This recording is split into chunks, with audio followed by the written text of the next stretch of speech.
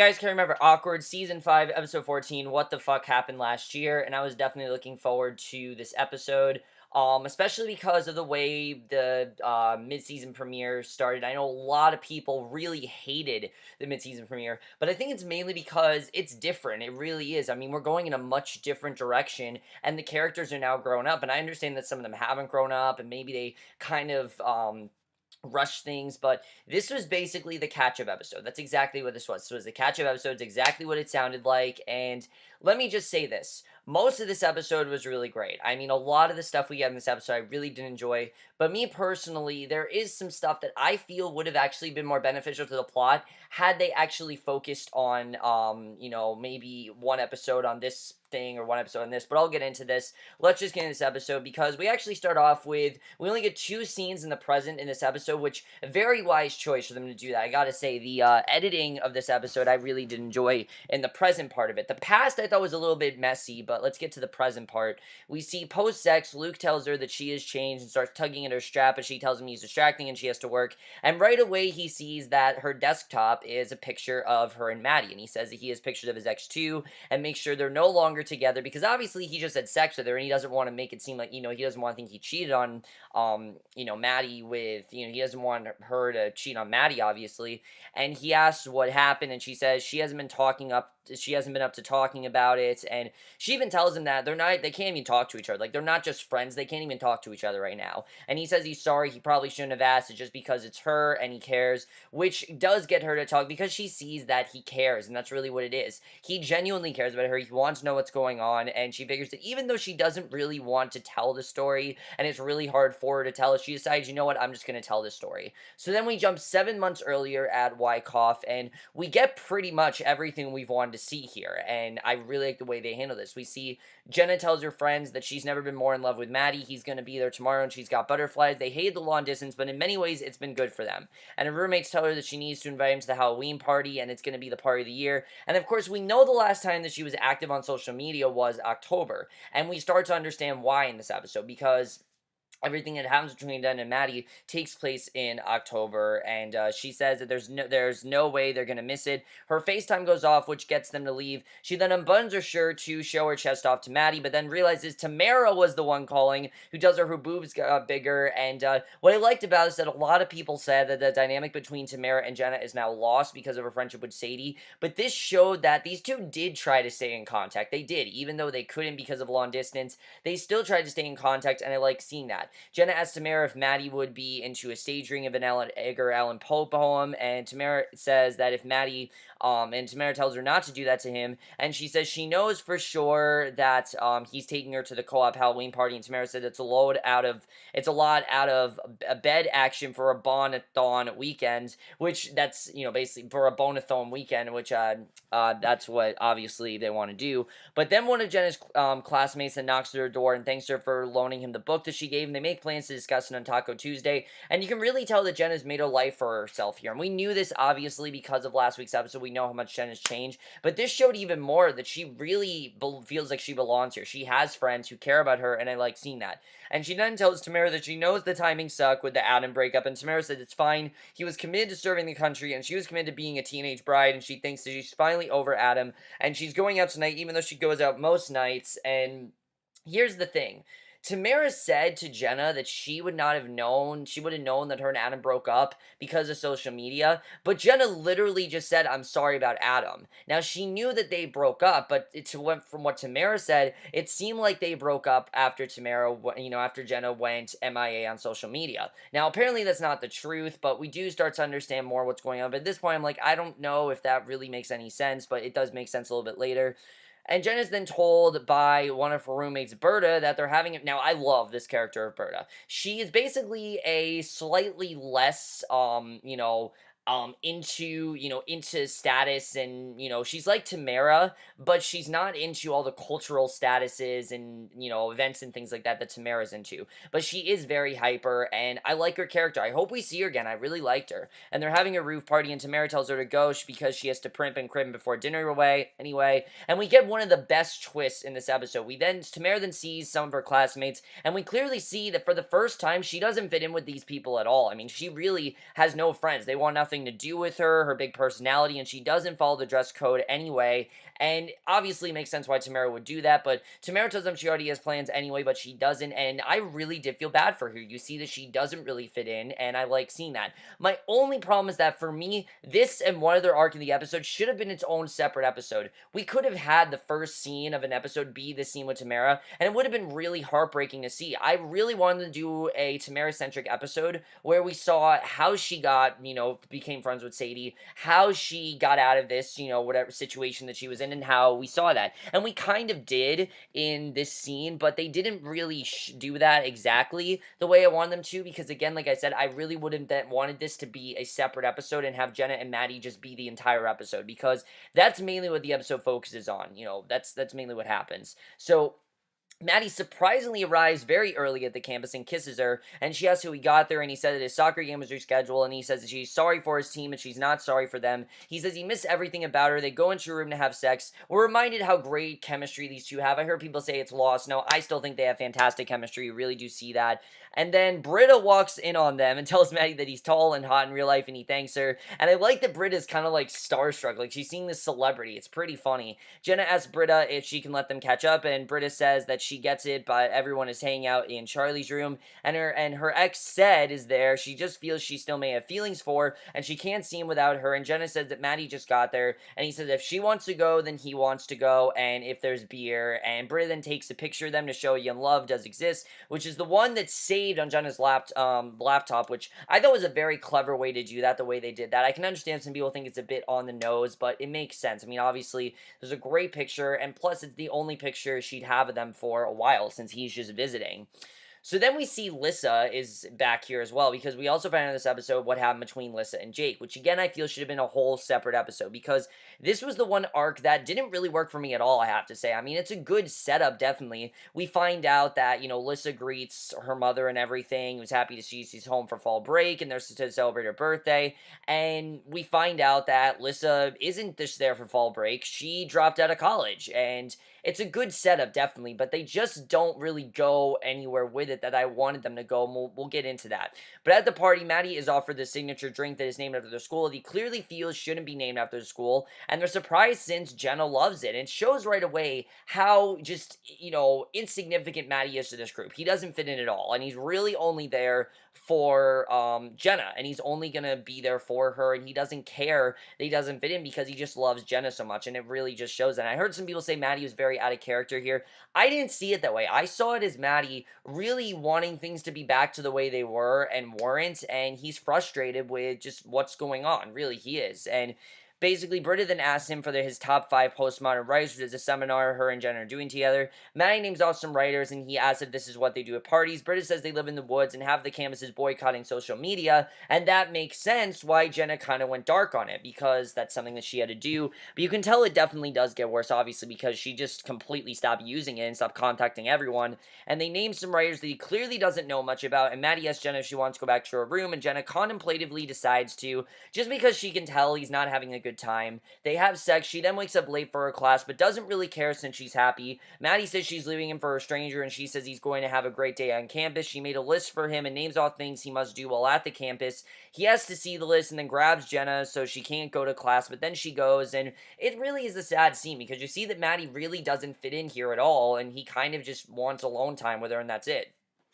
So Tamara's then at a store buying some t-shirt, which she then realizes are $585, which, again, shouldn't surprise us because we heard that, how much she spent on clothes from Jenna, in New York City. She talked to her about that in the last episode. But she's shocked by, but he's even more shocked to find out there are organic cotton epinene tops, which I have no idea what that means.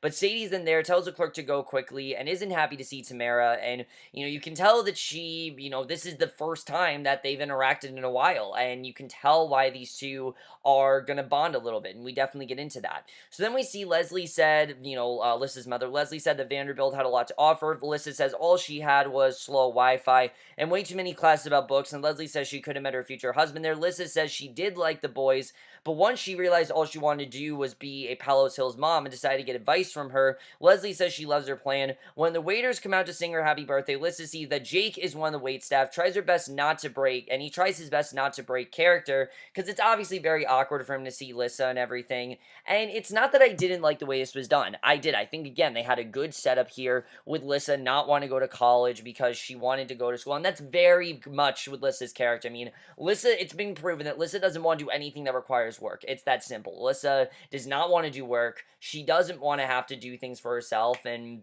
she wants to do things simply. That's just who Lissa is, and that's always been her character. She's always been lazy, and this just goes with that. And I like her encounter with Jake. It definitely does make sense. But the way this was done, I will admit, was a bit forced. I mean, she just happened to run into Jake in this restaurant, and he just happened to be working there. It did feel a little bit forced. I mean, it did feel like this was very underwritten, I will say. Out of everything in this episode, this was very underwritten, and I really wanted to see more of Lissa and Jake, because there's a scene we get a little bit later, which I'll get into, that really didn't go much of anywhere.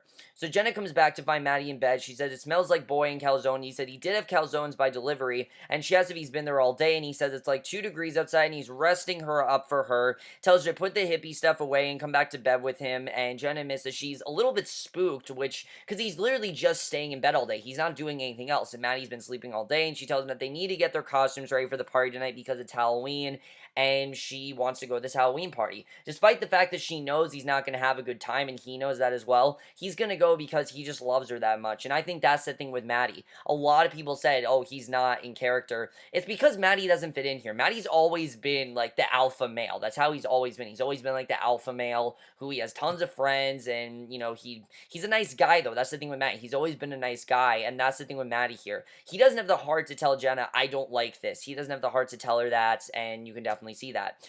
So Lissa then goes outside to talk to Jake, who admits he was embarrassed that he took the gap year and he feels he should have gone to college. She tells him college is really hard and confusing and stupid. And I love the line where she talks about how there are different classes in different rooms. And he's like, I think it's pretty much how it's supposed to go. I thought that was pretty funny. And he asks her if she dropped out, and she says not going to college, one of the best decisions of her life, his too if he lets it.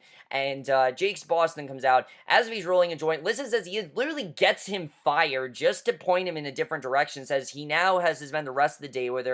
He says he needed that job, and she says she knows a place to hire him, and this didn't come across as her doing a good thing. It came across as him really fucking things up. I mean, that's really what she did. She messed with his job, he got fired, and now he has to spend a day with her, and she has to get him another job. Now, I would have liked this more, like I said, had we spent more time in it, but we only get one other scene from this plot, and it really didn't do much for me, and I really don't buy that Jake and Lissa would get back together. I would have liked this more had they been talking. Maybe had they been talking and, you know, communicating, that would have made sense to me. But it's clear that Jake really didn't want anything to do with her, and clearly it was weird seeing her, and now all of a sudden he does want something to do with her. That didn't really make sense to me. It feels like definitely there was something missing. There was just a lot of lazy writing that, like Lissa, they didn't really want to tell the story, and I feel like there was definitely more there that we didn't get to see.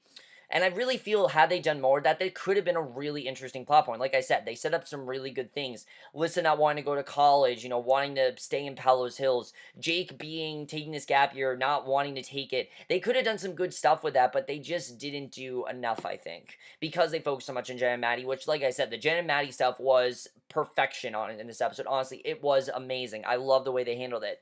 And especially this next scene. Jen and Maddie show up at a costume party. Jenna's dressed as her favorite author. Maddie didn't dress up, but she doesn't care because they're together. He's just in, like, a football jersey, and Jenna's friends figure Maddie's just dressed up as an athlete, but then they call him a dumb jock, and he's not gonna let this bother him because he's been called this before, and he continues to enjoy the night, even though he clearly doesn't fit in there. His friends have a perception of him that's not really true. They think he's a surfer. Maddie asks Jenna if they can leave because he's getting tired, and she says he slept all day. He says he didn't know it was a problem, and she says they're having a great time, and there are so many more friends she wants him to meet, and he says straight out that her friends are boring, and he doesn't care about anything they're saying, and I like that he said this to her, because you could tell that he really wasn't having a good time, and he really wanted to get out of there, and I don't think this was Maddie just being a jerk. He just wasn't comfortable around them. They're not like him. They don't go with, you know, what he likes and what he dislikes.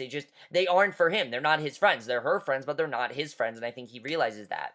So Jenna says they can go. Sadie then tells Tamara to let Jenna go, and I love this scene between Sadie and Tamara. It shows that while Sadie isn't gonna change, who she is gonna change how she feels about things. And I like seeing this positive direction for Sadie. She says she doesn't need her. Tamara says she should be letting her talk about Jenna that way, and no one gets to except her. Sadie says they had such different high school experiences, and Tamara says back then she had a best friend that responded when she contacted her, and now she's MIA living a 24-hour party person while she feels like James Franco in under 27 hours, only she's not going to cut off her arm, she's going to die, and Sadie says she makes her feel sad. Tamara says she hasn't found her crowd yet, and she always has one. Sadie tells her to stop screaming like a hysterical menstrual cramp and tells her not to worry about Jenna or anyone back home. She's in NYC, forget about that life and those losers, and start living this one. And Tamara asks how Sergio likes that. Sadie says they have an agreement that they're going to get back together next summer, and that's where you understand what's going on there. This wasn't Sadie being obsessive with Sergio. They had an agreement. They said, look, we're going to get back together. Sergio was the one that messed up. He was the one that decided to get another girlfriend. He probably completely forgot about what happened to Sadie, but Sadie didn't, because it's clear that not much really happened to her here, and she's basically... she's kind of living in the moment, and she said that she's really loving where she goes to a great school with great friends. And Tamara says to tell her more. Sadie admits her friends are nerds, and she really kind of hates them. They never want to go below 2nd Street, and Tamara says that's where she lives. Sadie says that she's crashing at her place tonight. Tamara agrees and says they should have leave before the bartender boots them for ordering large zilches, and Sadie says they're not shopping until they order tons of martinis and bad decisions. And Tamara says she has no money and is living the impossible dream, and she tells her tomorrow they're going to get her a credit card and a fake ID. And even though she's having her make bad decisions, I like that Sadie's kind of just living in the moment, and she doesn't really care what she's doing because she's just enjoying herself, and I like seeing that. So definitely really good stuff there. But like I said, they're not the thing that's underwritten for me. Everything with Lissa and Jake, they're the ones that are underwritten. And I do feel they could have done more, though, with this. Had they done a Tamara-centric episode, which we've never had, by the way, and I think would have been really cool in this final season because this is the final season. And let me just tell you, it does not at all feel like a final season. Like, definitely, the first half of the season felt a lot more like a final season than the second half. This really just feels like a continuation of the show that I feel isn't necessary, but they're doing some good stuff with, so I'm not just gonna say, it's completely pointless. I think they are doing some good stuff here. But I really wanted them to maybe play around a little bit more with this. Have an episode with Jen and Maddie, then have an episode with Tamara and Sadie, and then have an episode with Jake and Lissa. Yes, it would take up a fifth, like a fifth of the second half of the season. I understand that, but it's stuff we need to know. I want to see what Lissa and Jake have been up to, and we really didn't get to see much of that. We saw how they met up, and we saw how we know everything we know in the last episode, but we really didn't get to see what their college life is like, things like that. We really didn't get to see that kind of stuff, and I wanted to see that. Maybe see Lissa in college and then she realizes it's not for her. I would have rather see that than have just this random scene with Lissa and Jake that we do get, which I'll get into. So, Maddie complains to Jenna about her friends, and Jenna says she doesn't have to fake it in front of them because she likes them, and I like that she said that, she's not faking it. She genuinely likes them, and she says she likes what they talk about. He says he's sorry for not being pretentious, and she says he doesn't have to be pretentious, but she does want him to at least try, and all they've done since they got there was leave parties, and he says it wasn't even a party since there was no cake, and she asks if he came there permission to be a jerk, and she says she's sorry her friends aren't as cool as his soccer friends, and then that's when it comes out. He isn't into soccer. He quit it because it's not as big as the deal as riding the bench in the sun, and he doesn't like them. He didn't like his friends. He thought that they were jerks, and he never was going to be as good as them, so why waste more time? And they didn't even care when he left, and he kind of just left because they didn't really care, and you can tell that Maddie is now struggling where to go, and I like this direction from him. I always saw Maddie as the struggling one, not really knowing where he's gonna go. I mean, the thing with Maddie is that he's not a jerk, and he probably is the guy that everyone thinks would be a jerk. He's that guy that he's on the football team. He's this huge, quarterback and everything. He's this huge, well, not he's on the soccer team. He's this huge star and everything, and everyone loves him, but he's not a jerk. He's a genuine nice guy, and I think everyone knows someone like that, and Maddie is that guy, and that's why he doesn't fit in there, because he's not this crazy alpha male. That's not who he is, and basically, I like the way this was done. It felt like a very mature situation because Jenna really has changed, while Maddie isn't really changing because he hasn't really found his group yet. And Basically, Jenna says is what freshmen are supposed to do, and she says that she would make it a big deal, and it's not. And she says if it's not, why is he so pissed? And he says he's not, and she tells him she's sorry. They get into bed away from each other, like literally they're not even in each other's arms. They're like sleeping sideways, completely away from each other, and you can tell that they're very slowly starting to disconnect, and you can kind of see where things went wrong. And then we get what I think was the most random scene with Lissa and Jake. Look, Lissa looked really hot in that bikini. I definitely will say that. She's a very attractive woman. Great grammar in general. Oh my god, she's very sexy. But the thing about this scene for me was just it didn't do much for Lissa and Jake's plot. What it seemed like it was doing is here's how Lissa and Jake got together, and that's all this really did. It didn't show what Lissa went through. It didn't show what Jake went through. It just is here's how Lissa and Jake got together. It was very simplistic, and I didn't like that. Jen and Maddie, they really developed what they've both been up to, and I like seeing that. Lissa's hanging out by the pool. Jake says he starts tomorrow at the country club. He's just going to be folding towels, but his boss Derek says upward mobility is a thing there. She congratulates him. He thanks her for saying at the interview and for putting in the good word for him. She says it was easy. The last guy was ugly, maybe on meth. He asks if she will let him take her out to dinner as a real birthday present, and she agrees. And why all of a sudden would he do this? I understand it was a thank you. That's why he did this, but he started out this episode not wanting anything to do with Lissa, and then all of a sudden he wants to take her out to dinner. It just felt very underwritten, and he lies on the other chair. They both agree it's much better than college. I get that they're trying to show that Jake and Lissa are supposed to be the ones that are happy and that they are probably the ones that are the most carefree out of everyone. I understand that. But when you started the episode with Jake wanting nothing to do with Lissa and being very embarrassed that she's there, and then the end of the episode wanting to get back together with her, it just didn't really make sense. I really wanted more to this, and like I said, I really felt this was very underwritten. Did it ruin Lissa and Jake? No, I love their characters. I love Lissa as a character. I love Jake. And that's the thing with the show in general. I love all the characters on this show. You guys know that. I've watched this show since season 1. Well, not since, I've watched since season 3, but I binged the first 2 seasons very quickly. You guys know that. Before season 3, before the second half of season 3. You guys remember I did that. But, like I'm just saying, I really felt this was very underwritten. They could have done more with it. So Jen then wakes up. She doesn't know where Maddie is. She thinks that he's just gone, but luckily he just went to the gym. She says she thought he left, and he says he went to the cafe to get 4 croissants, and there's only one left for her. He apologized for last night, and she was right to call him out, and he's glad she did. It's a wake-up call. He decided he wants to make some changes, and here is where we realize the main reason why they broke up. And of course, we all were wondering, was it something that Maddie did? Was it something that Jenna did? And it turns out that it wasn't something that either of them did. They both are just, they're not really, we'll see, I'll tell you, well, let's get to it. Basically, he says that he wants to go there. She says he already is, and he says he wants to transfer to Wyckoff, and she obviously is freaked out, and he says she looked freaked out, not even a little bit excited. She says she is, but it's just a lot to take in, and she didn't realize he liked Wyckoff so much, because she clearly does not like it there, and he's clearly only going to be there because he can be with her, because that's where he feels safe, and he says he likes it a lot more than Berkeley, and she says they don't even have a soccer team. He says he doesn't play anymore, and she says it just seems like he doesn't like most of the people there. He says he does, and she says he called them boring weirdos. He says some of them are, but he's sure that there are some interesting people there somewhere, and he's not transferring for them. He's doing it for her, and that's the reason why she's upset, because he's not doing this for himself. And she says that he's running away. He's not coming there because it's rights. He's coming there because it's not Berkeley, and she's not going to do that for him and won't be that excuse for him. And I understand she's being very defensive, but she has a right to be. I mean, he's acting very immature here. He basically is relying on Jenna to make him happy, and that's not what he should need. He shouldn't need Jenna to make him happy. He needs to make his own decision. As much as she loves Maddie, she loves him that much that she wants him to make his own decision, and she wants things to turn out right for him. Because if he's going to be one of those guys that's just with his girlfriend and doesn't really have much direction, he's not going to have much of a future. And obviously that's something that she wants him to have. And I can understand why Jenna really thought Maddie was stupid for this, because he was, honestly. He really was dumb.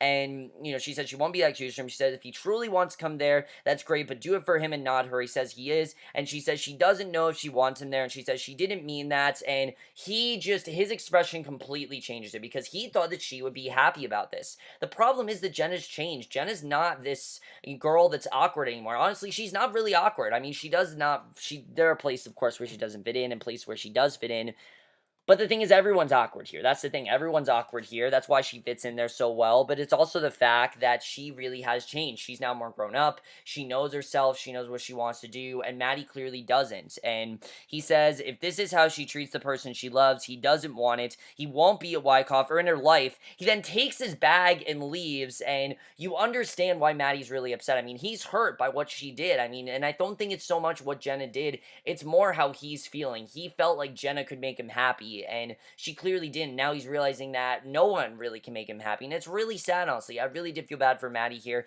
and it wasn't really either of their faults. I mean, a lot of people can say, oh yeah, Matty kind of ruined things and kind of just abruptly left, but that was his choice. He left, and he wasn't enjoying Wyckoff. He probably wouldn't have enjoyed it anyway, and it probably would have been worse for them had they not broken up then. So it was a very hard breakup, you can tell. She calls Tamara. She's not picking up as she's busy bonding with Sadie, and this is where you start to see how things came into play, how Tamara started to ignore her and be with Sadie, and you kind of see it as maybe Tamara just didn't want to talk to Jenna because she was listening to Sadie's advice. She said, move forward, and that might be what's going on there. So with Tamara accusing Jenna, she has no right to do that, because to me it seems like Tamara was kind of just ignoring her while Jenna was trying to reach out to her. But you can understand why she obviously wanted to boycott social media. She wanted to be away from all the drama and just focus on herself, and I love seeing that.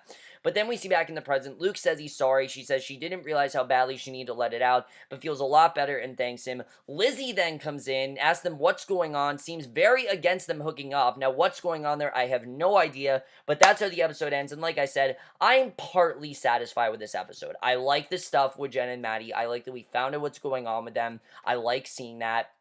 Tamara and Sadie as well, I thought that was well handled. You understood why these two become friends. But Jake and Lissa was very underwritten. There's a lot more stuff they could have done there. They could have made a lot more interesting. And for me, it just wasn't enough for me to care. Not that I didn't like their arc, I don't really think there was enough in there. I feel like they could have done a lot more with them and they didn't. And like I said, very underwritten between those two. And it wasn't bad like what they did with them. Like I said, they had some good ideas, but it just came across as very underwritten for me. But I really love what we got with Jen and Matty. What's going on with Lizzie, though? Why is she upset with Luke and Jenna hooking up? Do Luke and Lizzie have a past? I feel like maybe they do. Maybe there's more going on there. I mean, we don't really know. That's definitely very interesting. Why doesn't she want these two together? I think Luke is good for Jenna, though, because he cares about her, and he genuinely wanted to hear her story. He didn't force her, but she just said it because she felt close to him, and she felt like now was the time to do that, and now she feels better about herself because she told everyone this story. And is there a chance that Jen and Matty could ever get back together? I mean, he needs to focus on himself, and he needs to focus on his future, and that's why they can't be together right now. He needs to focus on himself, and she needs to focus on herself. She's focused on herself. We don't really know what Matty's been up to, though, and I'm interested in seeing really what's going on there, what he's been up to, things like that, because that will really determine if these two can still be together. Tamara as well, like I said, I really feel Tamara is a big reason why Jenna and Tamara aren't as close anymore. They're still friends, obviously, but she's gotten so close with Sadie and move forward that she's kind of forgotten about Jenna. So it makes sense why people forgot about her. It wasn't just a stupid thing the writers decided to do. I think they had it make sense, and I definitely really like that. But like I said, Jake and Lissa, terribly underwritten. I really feel there's going to be the two characters this season that don't have a lot to do, and I really feel I hope they get more to do, because this is the final season, and I want to see them get more to do here. We'll have to see what happens there. But overall, guys, let me know what you guys saw this episode. Love to hear your thoughts on it. I do think this was a much better episode than last week's. Not that I didn't like last week's episode. I thought last week's episode was a really strong premiere, but it did feel very abrupt. I definitely will say that, and it didn't really feel like a premiere for the second half of the final season. More like a second half, more like the beginning of something else. But let me know what you guys saw this episode. Love to hear your thoughts, and I will see you guys in my next video, which will be for Daredevil, and I will see you guys for that. Okay, bye.